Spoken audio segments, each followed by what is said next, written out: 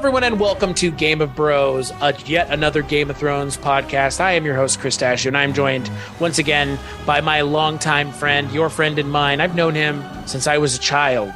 We're going to be talking about children marrying adults in this episode of the show. My friend and yours, Yashar Parasta. Sorry.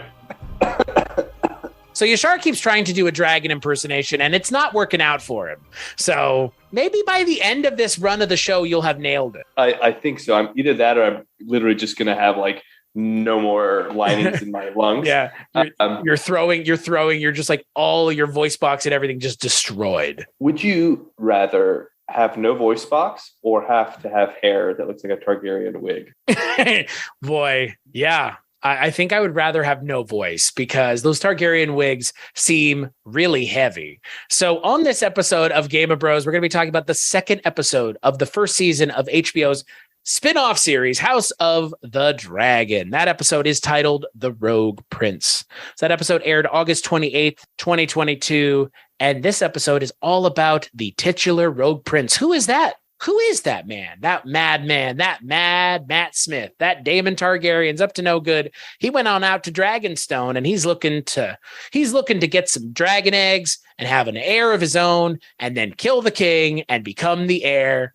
And his bloodline will take over the throne. And you know what? Rhaenyra Targaryen don't like that very much. And I don't blame her. And that is the crux of the conflict for this episode. But we get a little introduction of somebody new, somebody that I'm frankly excited about. I don't know about you, man, but the crab feeder, bro. What in the fuck are we about to see with this show? So in the first episode, the king has like a weird sass or something. The thing with the Iron Throne is it's supposed to be an uncomfortable throne so that you don't get angry and let your emotions get the better of you because the throne will cut you. But the real king is meant to not be able to be injured by the throne. Cue Viserys having a wound from the throne on his body. But on the one on the back, we're not sure. That's from the throne. And it's from the throne? And just like the wound on his hand is from the throne. He keeps getting cut by the throne is what's going on. Oh. I didn't really understand. Anyway, they have that's like I said, like there's some Game of Thrones like loresy stuff behind it. But yeah, the real king, the throne is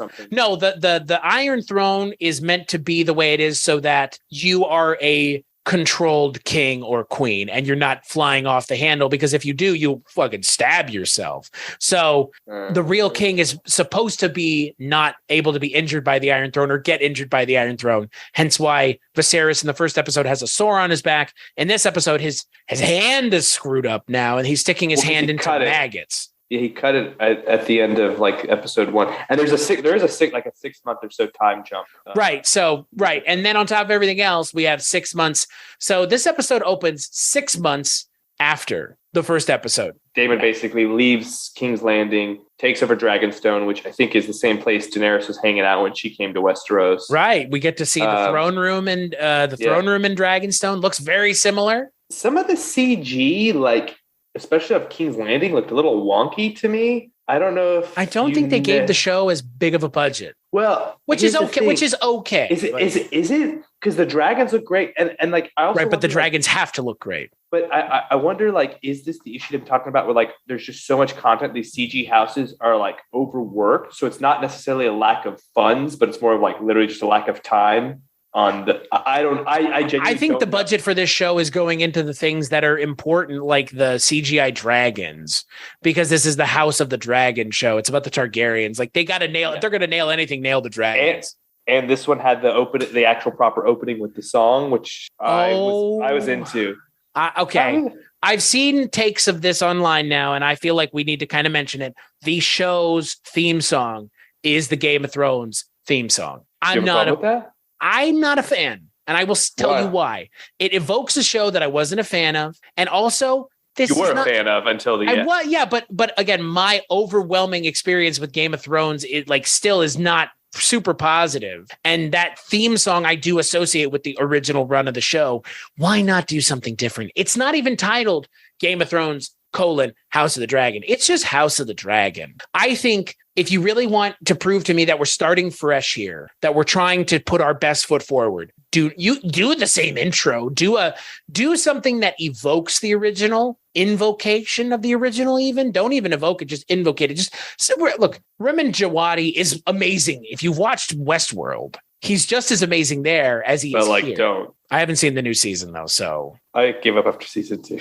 So you haven't even seen the last 2 seasons. So your opinion might not be the one to listen to. I haven't seen the most recent season. Third season of the show is not great, granted, but I've heard the most recent season is decent. I heard season 4 is actually season 3 is better. a drag, but season 3, if season 4 is good and it redeems how kind of lackluster season 3 is, season 3 will just be a season that had to get us to season 4. Not an excuse, but I mean, we've seen seasons of those shows before. Dude, season 7 of Game of Thrones is essentially just getting us to season 8.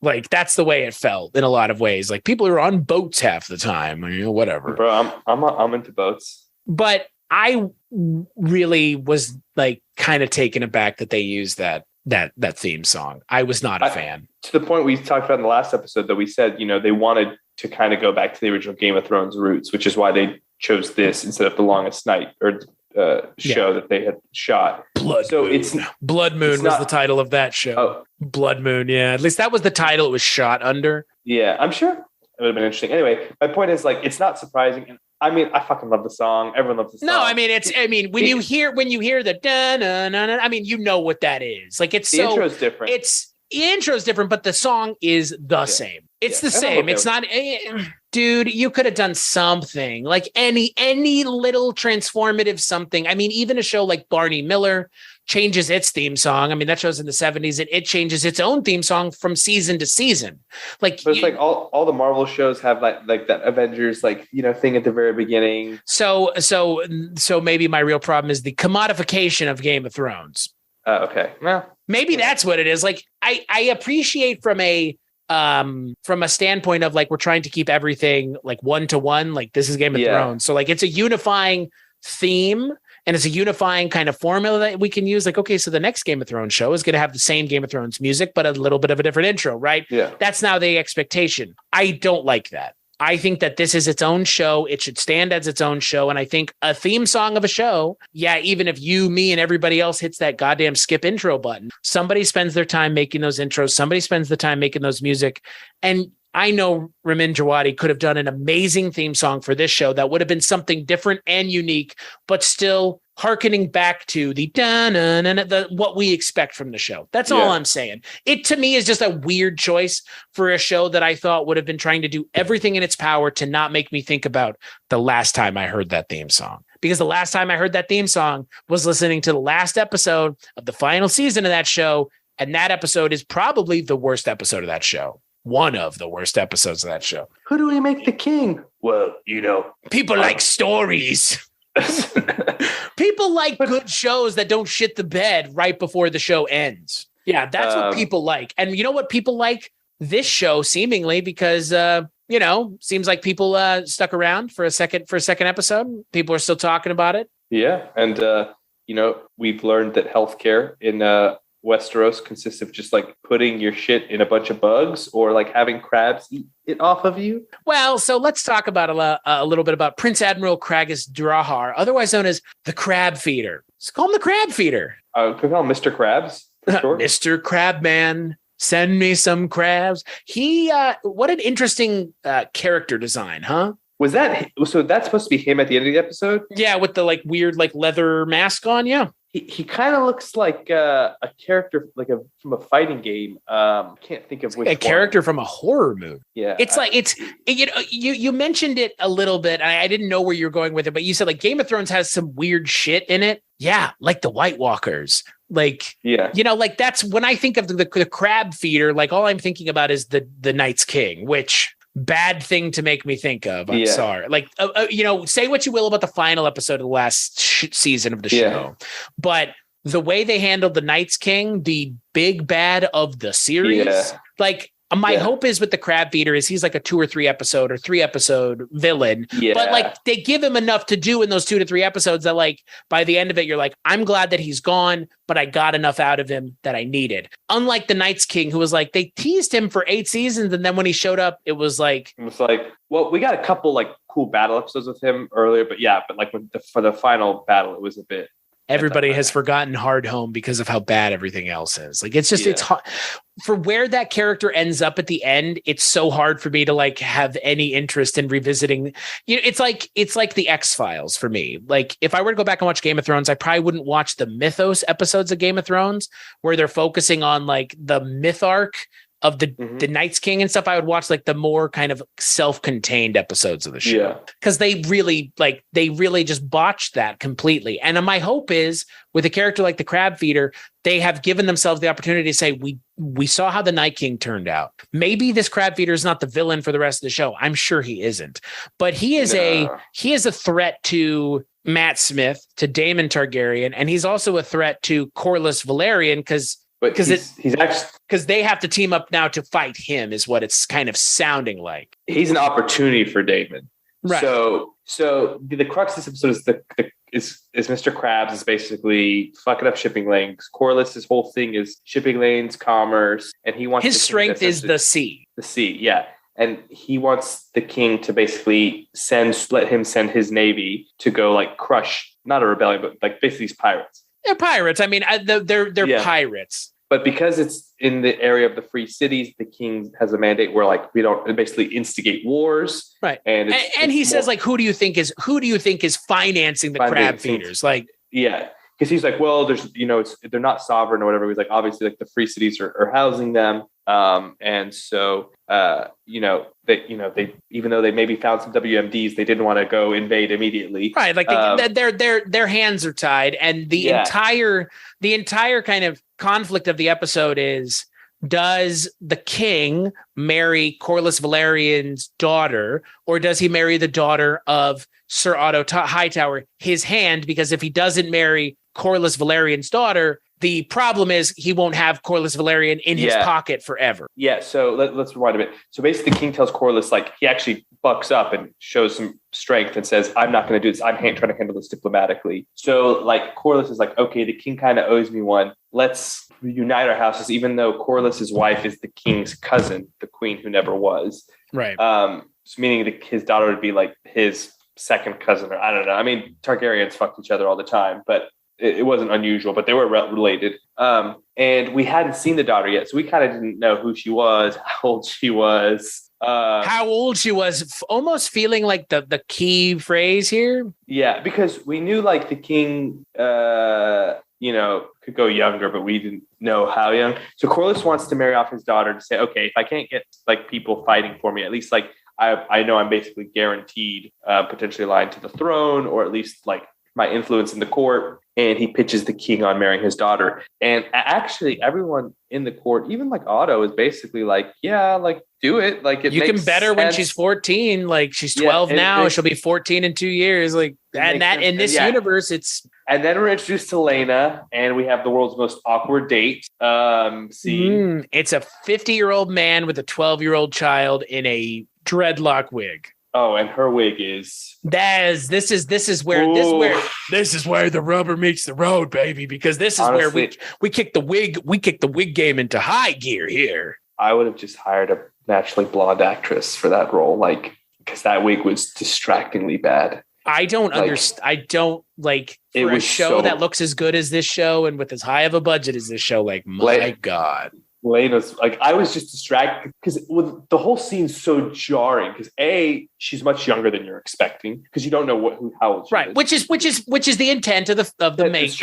That's the intention, is to be like, oh my God, like no, please no. She said, and Viserys, like, you can tell doesn't really want to do this, but like, yes, at least. But he understands he understands the political machinations behind it. Yeah, and he has this humor, and he does ask her. Everyone's basically like, yeah, it's like a little weird, but like long term, it makes sense, and like she could potentially give you an heir, and people are expecting, because he even says it's only been 6 months. Like, well, people expect you to kind of like pump out babies, bro. And so this is weird. He's walking with this like 12-year-old who's also his cousin, and also her wig, dude. I was just like, what? That's actually how we started this podcast. I sent you a Snapchat of how horrible her wig was. Yeah. You're like, let's do a podcast on Game of Thrones. Well, I mean, again, like I guess I have a hard time really understanding how during the dailies somebody saw that and went, yeah, this is great. Like, I don't know. Like, I appreciate them trying to, like we said in the last episode, like hew closer to the mythos of those characters, of the Targaryens, and like the expectation. But boy, this scene needed to exist because we needed to understand how awful this is and how kind of utilitarian and tactical Corlys Velaryon can be. But pimping out his own child. I get the distinct, child. I get the distinct feeling somebody by the name of Daemon Targaryen is going to end up marrying her. But that's just, I didn't. That's just me. That's just me. Like, I think that's where we're headed. I think that's what makes sense. But because I think, in age. but they always show Viserys. They show Daemon as doing what Viserys won't. And so that's why I say that. Because like Viserys was, and by the end of this episode, we find out clearly not on board with that. But yeah, like it's a really weird scene, but it's meant to be weird. But it's just like, the thing with the wig is taking away from the weirdness of the scene and making it weird in a different way. It's like it takes a surreal. It's the whole thing is just bizarre. Yeah, but yeah. So essentially the conflict of the episode is who does the king marry, and by picking who he's marrying, it's going to set into motion other people making decisions about their loyalty to him. Because at the end of the episode, he says, "I'm going to marry someone," and we're like, "Oh, okay, he's going to marry his cousin's child." And then he's like, "No, I'm going to marry Alicent," which also. Now, I understand marriage back then was you didn't like date for ages or whatever, but usually like the other person would know you're getting married. So I was like, unless you kind of have to, I know she will. He's the king. But it's a little weird, right? Like, you don't displease your king. Because it's like, that's actually, we've seen Viserys and that's not really like a move he would do. Right. You know he's what I mean? Is he a wet rag? Nah, he doesn't want to. I want that noise as my ringtone that you just made. He's like Pee Wee Herman over there. I feel like he would have at least discussed it with Alicent, right? He would have just been like, "Oh, he's just like a thoughtful king, right? Not the kind of guy that like is doing like the LeBron James equivalent of like, and this is who I'm deciding." Like, because like what like that was okay. Let's just call it what it is. It's a very thematic scene. But did anybody actually think he was going to marry Laena Velaryon? Like, that's the problem. Like, there's not a moment in my mind where we think that. But the reactions of the characters I did appreciate, because Corlys Velaryon is proper pissed. He's pissed. And then this goes back to the thing we're talking about Rhaenyra. Like, are Rhaenyra and Alicent like a thing? I think they are. Because then this adds a whole other picture. Because actually in the episode, Alicent gives him king advice, because they do kind of have this weird friendship where she kind of helps him get closer to his daughter since his wife died. And so they actually start mending things and they're communicating better now that this is happening. Like now Rhaenyra is going to feel betrayed. We don't really know where that's going to go. But like, because she has a big scene earlier where let's also rewind. So Daemon isn't in much this episode, but like you find out he steals the dragon egg meant for the original king's heir. Interesting performance by her. I don't know what they're doing. Shades of the Peter Dinklage's prostitute character from the last show. They're just like, yo, we want an attractive person who can't really act. Yeah, well, they got it last time too. So, I don't want to speak ill of people's acting abilities, but like, yeah, no, for me, the fact that Matt Smith is not in this episode very much is a shame. I know he's not the main character of the show, and that's fine. And that in and of itself is a shame.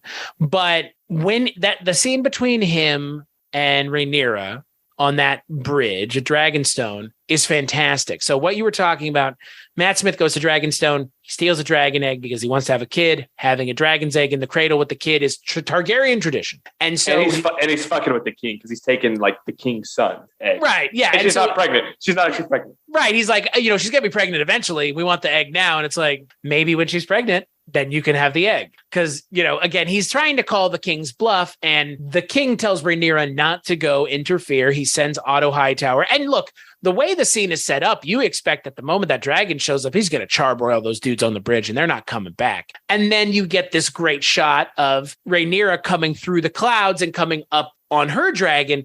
And it's fantastic. And it undercuts your expectation, because in the first season of the show, or the first iteration of the show, that scene we've seen that scene before with Dick and Tarly, and where they get roasted. I mean, you've seen that. Yeah, that's what your expectation is Matt Smith is going to go Dracarys, roast Rhys Ifans, tough shit. He's gone. Here the Dance with Dragons begins. Rhaenyra prolongs our wait for the Dance of Dragons.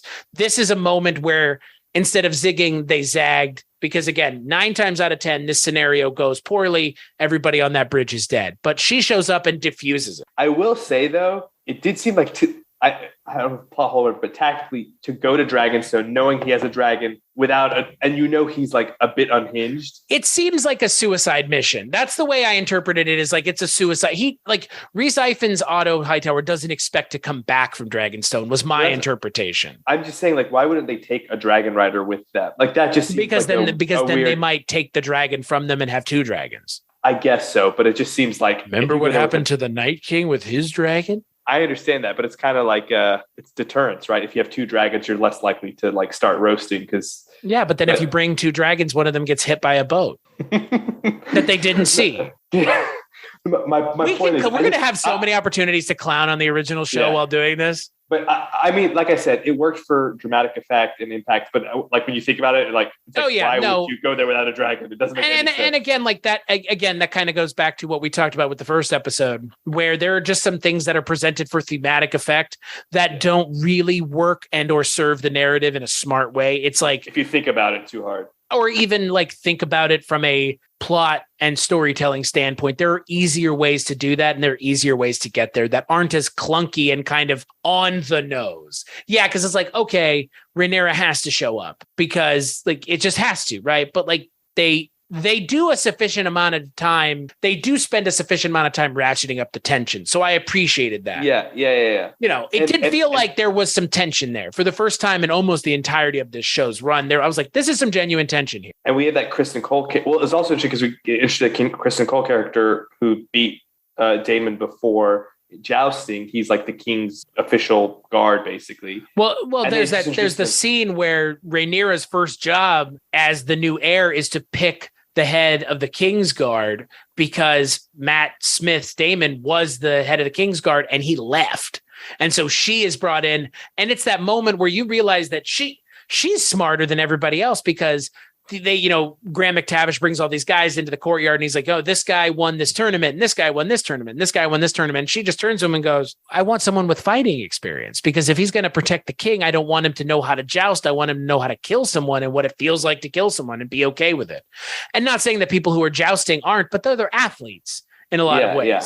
And so like that, I appreciate that this show is like, let's show you, instead of telling you how smart and tactically sound Rhaenyra is and will become, let's show you. And I felt like that was a really smart, well done scene. And then you get the payoff of the scene later on, like you said, with Kristen Cole, who turns out to be, he's the guy who took down Matt Smith at the end of the first episode in the jousting tournament. He shows up again here and he's like, hey, remember when I whooped your ass? That's kind of why I thought the dragon wouldn't kill them, because I was like, it'd be really weird to have this hubbub about this character just to like immediately kill him. Right. Well, and again, I mean, as much tension as there is, as soon as Rhaenyra shows up, nothing is going to happen, and that again, like that's where we don't have, like, I guarantee you, if you know Game of Thrones mythology, you probably realize that there was zero tension in that scene, because these characters' histories are being told to us, but people already know them because this is from the books,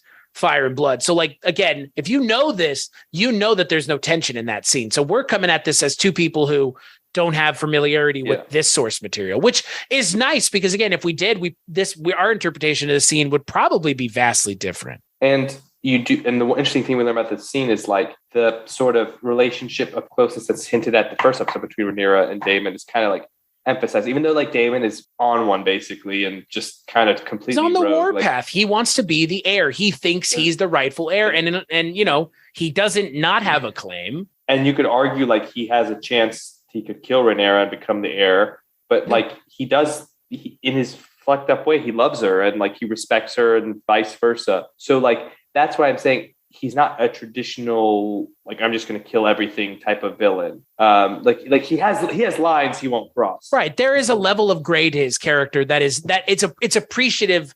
I appreciate that as someone who watches a lot of stuff like you do, because it's a nuanced villain. It's not just like he's a bad guy. It's like he is a villain, but at the same time, you can understand why he's doing what he's doing. He doesn't want to be left out of the succession. Yeah. And when that's all look, the rich and the powerful in these universes, like they have all this money and wealth and stuff, but ultimately all they care about is power. And that is all that matters to him. Like he could have all the money in the world, but all he cares about is whether or not he's king. And it's a singularly focused character, but I like that they bring a lot of nuance to it because again, Ryan Condal, these first 2 episodes have been pretty good, pretty sound for the most part, narratively, at least from like a making sense from scene to scene. They kind of hang together. I mean, later in that original run of the show, that show stopped making sense from scene to scene. It stopped making narrative sense. It stopped following a narrative through line. And that's, again, one of the problems. And it's nice to see Ryan Condal saying, this is what we're doing. This is how we're doing it. You see the path that we're taking. Maybe you don't know exactly where it goes, but you're willing to take the journey with me because you trust that I am willing to give you something interesting to watch, not just a generic bad guy. Yeah. And that kind of actually leads. So he's obviously pissed because he gives up the egg. And then Corlys is pissed because of the thing we spoke about where he chooses Alicent. Viserys chooses Alicent instead of Laena. And so Corlys goes to Daemon to say, hey, Daemon, basically you go like fuck up Crabman.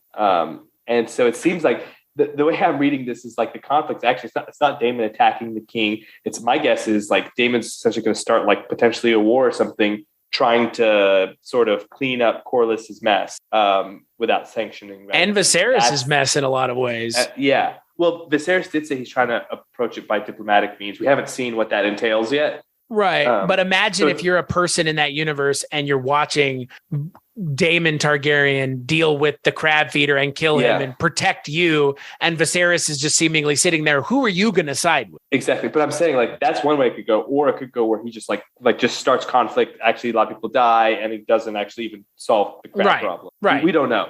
I think for me, like my big takeaway from this episode is like, I'm intrigued by whatever the crab feeder is. Yeah. we really don't know what his deal is. Right. All we see he's like crucifying people on like driftwood. And then crabs are eating them. Yeah, and you know what? Like I'm excited for that because I don't know where this is going. I don't know what this character is. And the wraparound, because essentially the crab feeder is the wraparound of this episode. You see him at the beginning, you see him at the end. He's strange looking and kind of like a stark contrast to everything you've seen so far in this show, because everything you've seen has been rather high and proper and clean, for as clean as this show and universe can get. And then you see people being eviscerated on the beachfront by these weird shapes. Really, like I did not know what was going on the first time I saw the beginning of this episode. It was like, it made me feel the same way some of those Night King early on scenes where it's like, what is happening in this show all of a sudden? Like obviously like that is happening, but like not explained. And it's not explained. Yeah. Like here, it's a little less like supernaturally weird. I don't think the crab feeder has anything supernatural to do with him. Maybe he does, but I'm on board for wherever they go with that story. Probably takes him a while to like kill his enemies though, right? He's like, okay, I beat you guys. He's kind of like the Boltons, right? From the first from the first iteration, like the flayed man. It's kind of like that. Yeah. Yeah. But so, I hope it's handled better than Roose Bolton was and Ramsay was. Well, I mean, he didn't have shareholders back then because his process doesn't scale, you know? Wow. Get out of here. Send your crab feeders. It's Crab Feeders Incorporated. Crab Feeders Inc. We feed all your crabs. We actually figured out we just outsourced the crab eating to to our operations in Essos. So he's called the Crab Feeder because he feeds dead bodies to the crabs, which is a pretty cool name. Like, yeah, you know, I don't know. I think the design's interesting. I kind of have my reservations about this show doing something like that again, given how poorly they landed it last time. But hey, and they also have 4 or 5 episodes and that's it. Like that's all I kind of need from something like this. I don't need them to resolve it 3 seasons from now. Like, no. We don't. The Crabman doesn't need that much. No, but I don't think this show needs that period. If Matt Smith is that, then cool. You know what I mean? Like, then that makes perfect sense. And Matt also in the scene with Corlys, Matt had also the thing where like Corlys was kind of talking shit about the king, and he was like, "Hey, like I could basically talk shit about the king, but you can't." So that's what I'm saying. Right. He does have this like he with his family. There's a line he won't cross. Right. I mean, will he cross it later? Maybe, but above all, family. We do see he will basically do everything but that final thing. Like it, I don't ever think he would stab Viserys. No, like he would figuratively do it, but he would not literally. Right. And I mean, you see that in the scene towards the end of the scene between Rhaenyra and Daemon, where she goes, "You're going to have to kill me to become the heir. Like, you don't have a choice. You have to, like, your options are not be the heir or be the heir, but the only way to become the heir is to kill me, and do it. Do it then." And he gives her the egg, which kind of says like, "You're okay, right. I like, can't. You've called my bluff." Yeah, you can't. I can't. You're right, and I'm not going to. At least not right now. Maybe we'll get there. And I hope that like we do get there. I hope that Matt Smith becomes more unhinged. Like just goes. He's already like where we are now. Like I said in the first episode, like his character seems like it's from a different show, and like it's reined in a lot more here because again we don't see him as much, but he's just like mustache twirling villain in that first episode, and now it's like it's kind of there still, but we don't see him as much. I don't know, you know, maybe it's a less is more type thing. If they did a whole episode with him, maybe I'd be like, never mind. Maybe it was better when he was just used sparingly. Even his conversation with his horrible actress lover, like he is like surprisingly reserved. Like I was like, oh, like, you know, she's like being open with him. He's very much. He's more reined in than the first episode. Yeah. I was like, the character from the first episode, you feel like would just, I mean, obviously he does care about her, but like you feel like would just like kill someone for just even talking to him, whereas he's just like, oh, okay, like fair, like right, like you're right, like yeah, I don't know, you know, when we talk about this show, ultimately it does come down to like the strength of the performances, because yeah, the CGI is great, the set direction is great, and the set design is great, but this show really like lives and breathes off of the performances of the actors because they're being asked to do a lot. They're being given plenty of dialogue scenes. And, you know, I read the AV Club's review of this episode and they were like, it's just a bunch of talking. Like it's so boring and it's a bunch of talking and like and we talked about this in the last episode. Like, is it due to budgetary reasons? Is it intentional? Is it both? I think we'll find out. Yeah, we'll have a better idea once I think we'll know more when the first season's over. Only because like I think what it is they're setting it up, and I think they're doing their due diligence and really laying the groundwork for whatever the conflict is going to be as the season progresses. And I think by starting out a little slow and maybe taking your time, is it going to lose some people early on? Sure. But I believe the payoff will be worth it. Yeah, I agree. And I think this was all like, I feel like the first episodes are comparable in quality to me. Both were great. I'm all in. The one thing I said was we still don't really have the view of like outside of the king. Right. And like, maybe we won't get it. And yeah, I find it interesting because the whole thing, the whole show is concerned with like who rules, and it is a little weird to not know like what it's like on the other side of that, but it's not like the end of the world. It is something I would like to see more of. I don't need 10 different out stories, but it'd be interesting to see a little bit. Like I still want to know what the people think. Right. We've expanded the world by one character in this episode, which I'm like totally cool with, because I feel like in the second and third episodes of the first season of the show, it was like we're getting like 30 characters each episode. Yeah. Like we're expanding the net, and it's almost like it's like pulling off a Band-Aid, right? Either you do it slow and kind of gradually, you're just like, fuck it, we're introducing everybody. Like, all right, like okay.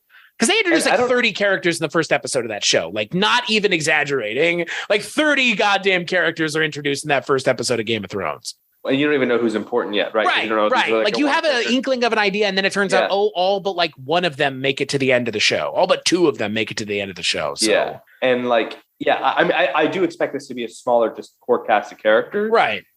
Which is I'm totally fine with. I'm just saying, like, this is a conflict among the Targaryen household. Like, it has to be small, almost on the face of it, because it's not about the Targaryens and really someone else. It's about them infighting and ending their own like reign. Yeah. Well, although from what we understand in Game of Thrones, actually, it's the infighting doesn't really cause issues. It's really just the Mad King just literally just goes crazy. Right. So in spite of all of their fighting, it doesn't matter anyways. Yeah. So there is some, but because of the fighting, the Mad King is that king though. So, you know, it is part and parcel of the conflict here that he ends up being the king. Yeah, So, maybe there was a better candidate or something. Right, which again, like, at this conflict. That's my hope here is like what's really exciting here for me about this show is I don't know where this is going. And I don't want to know. Like, I don't want to go and read up because I want to be genuinely surprised because where this story is going is already been written and determined. And you can go read it right now if you want. I'm just not going to. I just don't want to. Yeah. Unlike Game of Thrones, the way it ended being unknown to everybody, which in and of itself is like its own weird problem that we didn't really discuss. And I don't think so. That's the thing. This show doesn't have that problem. It never will. You know what? That's amazing. Yeah. Like that. I'm more excited about that than anything else. Really, like they don't have to, they're not going to sit and go, well, we don't know how this ends. So, well, George, what do you think about this ending? Yeah. Okay. And George, like I said, R. Martin is more involved in this, at least, I mean, who knows for the future seasons than he was than Game of Thrones. He's involved right now. Yeah. Like he's acting because he doesn't want to write. So he's like, I'll produce instead. And to be fair, if everybody was telling you to write, would you want to write? No, I mean, because ultimately, like the ending he makes for Game of Thrones, I don't think the end point's going to be different. How you get there is going to be probably a little bit more nuanced and whatever. So he's probably just like, I'd rather, be a TV. I hope the ending is different. Because I hope the ending is different. Like please. It's. But what are they going to? But here's the thing. Like, yeah, he signed off at the ending, but what is he going to do at that point? Like, they're so far. It's like saying like I've made this cake, but inside of the cake I have arsenic. But how do we want to decorate the outside? Like, you know what I mean? Like at some point it's like, well, what can I do? Like, maybe he spends one of the books like just about like Daenerys's kind of decline. Instead of like 1 or 2 episodes, you get like a whole book on it or something. Literally 1 or 2 episodes. Literally 1 or 2 episodes of the show dismantles the main character of the show in 2 episodes. That is unconscionable, dude. Like, I still like, I almost feel like House of the Dragon is like a big, we're sorry to the Targaryen family's storyline in general, because of all the characters that they did dirty in the first iteration of the show, isn't it Daenerys that's done the dirtiest? Is it not? Yeah. Is it not? Yeah. Right. Because like, she's ostensibly like, I mean, not that she's perfect, and she does have a bit of a temper and stuff, but like generally, like she generally wants like quote unquote good thing, right? She is the Targaryen who breaks the mold. That's what she's set up as. And then at the end, they're like, not just kidding. She actually is crazy. It's like, wait, what? You said she wasn't for 7 seasons. Yeah. 7 seasons and 10 episodes. You said she was fine. Like, she's cool. Like, she's cool. She's just like. So and to quote Tyler, the creator, so that was a fucking lie. Yeah. It's like, again, like, I'm already glad that this show has said, like, where this is going to go. So we can't do anything about that, but let's tell an interesting story in between then and now. But Game of Thrones, the original show, didn't have that. It could have done whatever it wanted. And that's what it did. And like, again, like the Targaryens, like I'm surprised I care so much about the Targaryens, given where this Targaryen story goes, because we know how the Targaryen bloodline ends, and it sucks on ice. And the Jon Snow show's coming out. Yeah, Jon, he's the last Targaryen. That's it. But like, he's not a Targaryen. Also, if the show explores his, why is Jon Snow not blonde? Because thematically, otherwise it would have given away the fact that he was a Targaryen. Yeah. But I'm just saying, I'm like, okay, Jon Snow's not blonde. Why is your hair blonde, bro? No, I'm like, Lyanna doesn't need to be blonde. Well, but I think again, like the Targaryen, I'm surprised I care about this show in a lot of ways because of how poorly the Targaryen story ends.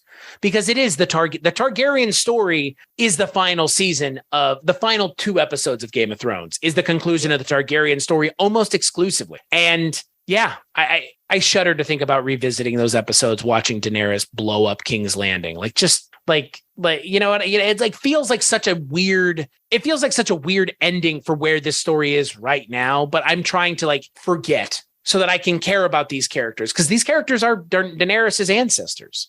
Like, these are the people that Daenerys is talking about when she's talking about the assholes going crazy. Like, she's talking about Daemon Targaryen and everybody so. Yeah. I guess it's like she's trying to bring it back to like when Viserys and like, I guess Jaehaerys were like. Right, ruling. which is the way her character is written up until the end of the show. So I like that we're seeing the time being given to the characters to build those characters up. But I want more Matt Smith. My guess is we're going to be getting a good chunk of him coming up. And you know what? For as little as we're probably going to get more of her, because I think we're probably 2 or 3 episodes away from it swapping over.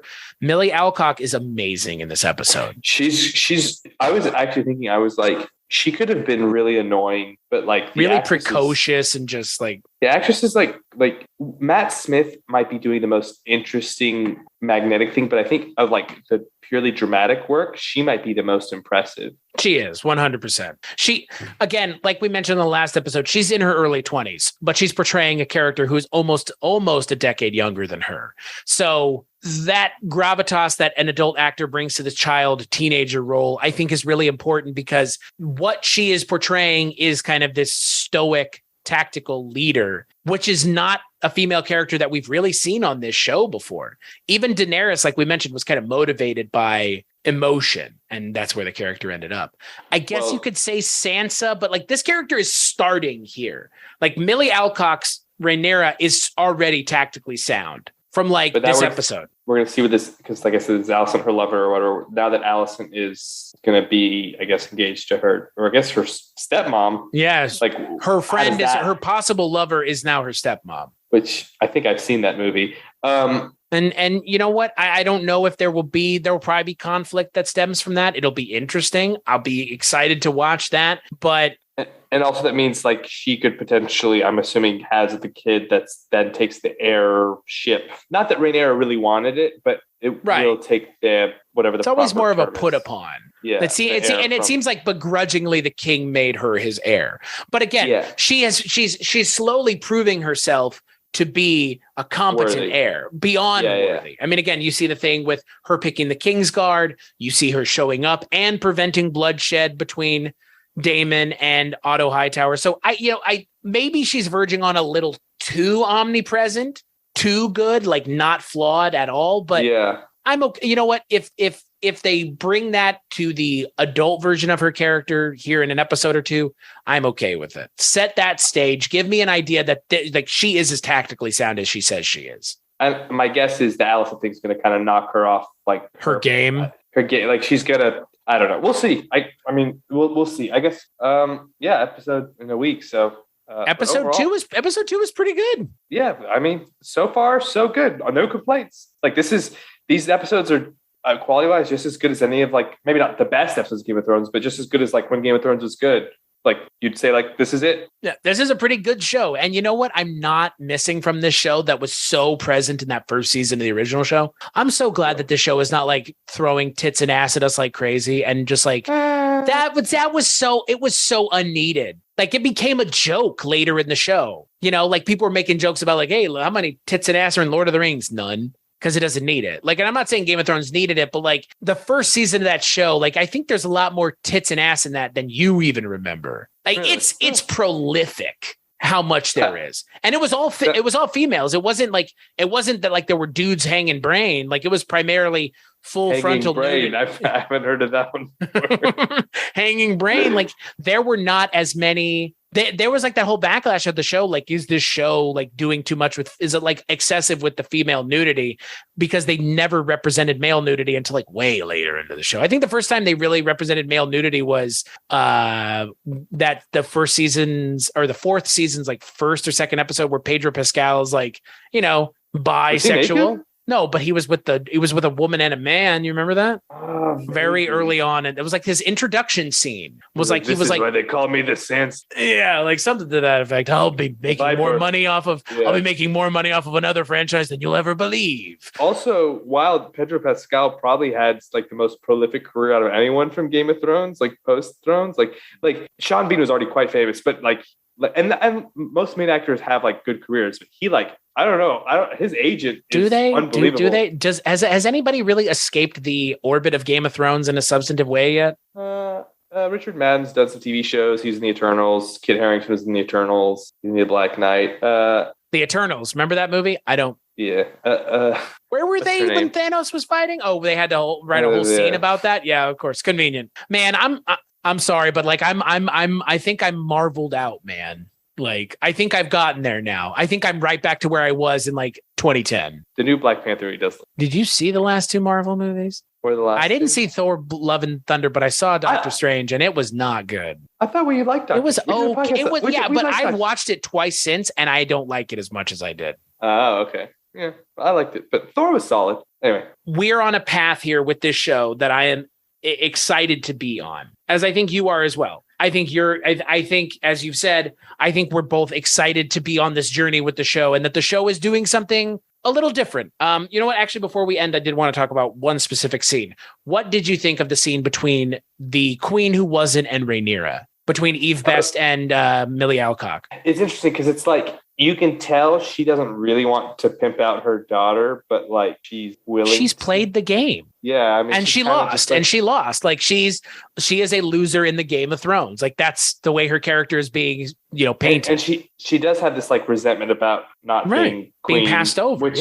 understandable, but like at a certain point, you got to be like, all right, the jig is up. But that's why she's like, well, at least if my daughter, gets involved in like, it may not be me personally, but like my direct descendants, would get. But you can tell she's down to do it. It's definitely not her idea. It's definitely Corlys is the one who's pushing. Right. But I like that scene between her and Millie Alcock. I mean, it is a little on the nose. They're talking about, well, you're a woman, and because you're a woman, you have no power. And even though you want to say you have power and that you're, the heir, like it doesn't matter. You're still a woman. You can't do anything about it. Like I appreciate that. It's a tad on the nose. I mean, I as I'm sure you did, I listened to Miguel Sapochnik talk after the episode, and he's like, this is like this scene is like the crux of this whole show, right? And I'm sure by the time the show ends, that we will look back at this scene and go, this is a microcosm of the show as a whole, which is fine. I mean, if you didn't have this like institutionalized sexism, she would have been the queen. And then maybe things would have just been and she wanted to be the queen. Viserys didn't want to be the king. And then maybe things would have just been fine. And maybe you never have the Mad King. And it's all because of sexism. Like, right. And maybe the Night King is dealt with before anything bad happens. Like maybe, you know what I mean? Like this is an inflection point here in the universe. Like this changes, like Balon, the heir, dying last episode, the baby, and Viserys making that decision changes everything. Everything. And actually, to your point, so Viserys in episode 1 does say like, the Night King is a thing the Targaryens had been warned about. So like they're at least like it wouldn't have like you're right. They would have done something. And especially if they had their dragons and stuff like so, it's a massive inflection point in the world of Game of Thrones. And this scene does speak to what we even saw in the first iteration of the show. Would you say that her getting passed over is the hanging chads of Westeros? Wow. I mean, in a way that this is the entire theme of Game of Thrones, right? It's like people who get passed over for the throne feel like they should not have been passed over. I mean, that's all. And sometimes they are qualified, but like, and sometimes they're right. They shouldn't have been passed over, but that's just the way it is in the Game of Thrones. Sometimes you play and win. And if you don't play, you can't win or lose. Yeah. And that's the thing. I mean, and you see, this show is hewing closer to what I liked about Game of Thrones personally, which is the political stuff and the intrigue. Because one of my favorite book series, Dune is inspired. No, Game of Thrones is inspired by Dune because Game of Thrones injects into itself what Dune injected into sci-fi, which is the high political intrigue. Because Dune is a lot of that. And Game of Thrones is just like that. I mean, just pure spice into the veins. Melange, the spice melange. I'm excited to see what the third episode brings. I'm hoping to see more Crab Feeder. I'm hoping to see more Matt Smith. But you know what? I'm with you. This is the first time in over a decade I've been excited for Game of Thrones. Yeah, I'm honestly like I was excited the show is like new Game of Thrones, but I was just like, yeah, House of Dragon sounds cool, whatever. And now I'm excited. Like I'm genuinely excited for this weekend's episode. I'm like trying to find a dragon to ride around. I'm just like just don't pull a men and jump off your balcony, bro. God. So yeah, on the next episode of Game of Bros, we're going to be talking about the third episode of the first season of House of the Dragon. It's called Second of His Name. I wonder what it's about. Until then, people could find you on the internet, Yashar, if they were looking, but I feel like you scrubbed your existence off the internet intentionally. Yeah, you can find me on WikiLeaks. I'm just kidding. You can find me mentioned in the Sony WikiLeaks. I think I'm in some Mar-a-Lago documents. Oh wow. This is a joke. Yeah, sure it is. I have not been to Florida in at least 2 weeks. I'll stop talking. As for me, you can find me at cstachiw.com, cstachiw.com. That's my link tree. Go there for all the things that I work on, which are various and varied in their offerings. As for this show, Game of Bro, I've thought about it. I have. I'm not joking. Haven't we all? I have genuinely thought about it. I don't know if you've just thought about it in passing. Yeah, I mean, okay, well. Why not? See? Exactly. If you had an OnlyFans, I'd pay $5. Like, is that per month or total? Reoccurring. I was talking about that reoccurring revenue, bro. Dear Yashar, I was talking to Kate tonight and I asked her, has Yashar donated to my OnlyFans yet this month? He hasn't. Yashar, we're forgetting about you over at OnlyFans. Please donate now. No, I don't have an OnlyFans, not yet. If that's something people want, I mean, give the people what they want. It's just crickets. I don't know. Like, yeah, like, I don't know. Like, what, put like a cheering noise in the background, like first down. Like, that's what people want. No, but like some dragons crying in the back. Yeah, that's what it is. As for the show Game of Bros, that's the name of the show. That's where you can find us on all podcatchers. That's going to be the best way to get a hold of us. That's going to be the best way to find the show. That's going to be the best way to listen is just go on any podcatcher and search Game of Bros. Give us a review and a rate on iTunes. That's what helps us the most. I would love to give Yashar the opportunity to make a dragon noise, but I do not want him to blow out the microphone once again. So,